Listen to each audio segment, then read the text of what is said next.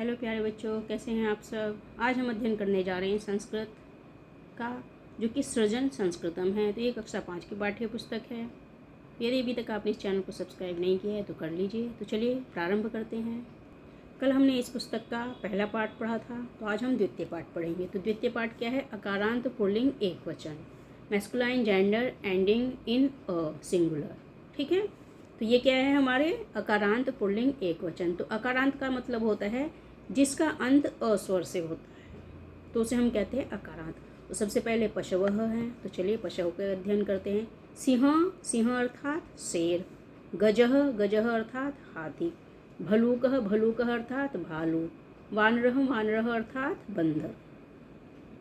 मृगः, मृगः अर्थात हिरण। कुकुरः, कुकुरः अर्थात कुत्ता। मकरः, मकरः अर्थात मगरमच्छ। वृषभः, वृषभः अर्थात बैल। अब है पक्षिणः।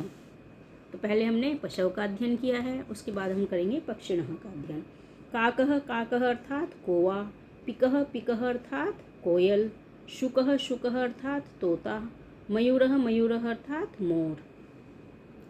बकः, बकः अर्थात बगुला। हंसः, हंसः अर्थात हंस। कुकुटः, कुकुटः अर्थात मुर्गा। उलूकः, उलूकः अर्थात उल्लू। तो ये हैं हमारे पक्षिणः, पक्षियों के नाम। तो चलिए आगे देखते हैं। अब है हमारे जनः, जनः अर्थात लोगों के नाम। बालः, बालः अर्थात बालक। छात्रः अर्थात छात्र। वृद्धः, वृद्धः अर्थात वृद्ध यानी कि बूढ़ा व्यक्ति। नृपः, नृपः अर्थात राजा। अब देखिए सहायिका, सहायिका सहायिका वो होते हैं जो किसी न किसी क्षेत्र में हमारी सहायता करते हैं, तो उन्हें हम कहते हैं सहायिका संस्कृत में। शिक्षकः, शिक्षकः अर्थात अध्यापक। कृषकः, कृषकः अर्थात किसान। रजकः, रजकः अर्थात धोबी। चिकित्सकः, चिकित्सकः अर्थात डॉक्टर। तो ये किसी न किसी क्षेत्र में हमारी सहायता करते हैं, इसलिए संस्कृत में हम इन्हें सहायिका कहते हैं। अब है अन्य, अन्य यानी कि बहुत सारी चीज़ें होती हैं, चाहे वो प्राकृतिक हो या वस्तु। अन्यः चंद्रः अर्थात चाँद। सूर्य है, सूर्य है अर्थात सूरज। पर्वतः, पर्वतः अर्थात पहाड़। वृक्षः, वृक्षः अर्थात पेड़। कंदुकः, कंदुकः अर्थात गेंद। विद्यालय, विद्यालय अर्थात पाठशाला जहाँ पे पढ़ने जाते हैं आप लोग। कलमः, कलमः अर्थात कलम जिसे आप लोग लिखते हैं। स्यूतः, स्यूतः अर्थात बैग जिसमें आप कॉपी किताब रखते हैं।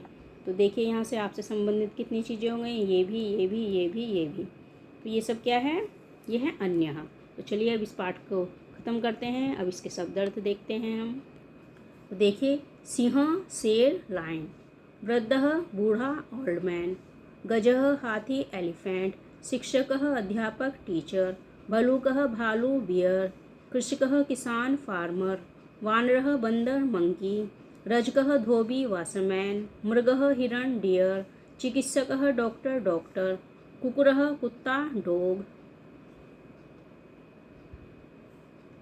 चंद्रः चांद मून। मकरः मगरमच्छ क्रोकोडाइल। सूर्यः सूरज सन। वृषभः बैल ऑक्स। कंदुकः गेंद बॉल। पिकः कोयल कुकू। स्यूतः बस्ता थैला बैग। कुकुटः मुर्गा कौवा। तो ये हो गए हमारे शब्द अर्थ इस पाठ के। अब देखिए आगे का। चित्र के सही नाम के सामने सही का निशान लगाइए। तो यहाँ पर चित्र दिए गए हैं और उनके नाम लिखे हुए हैं।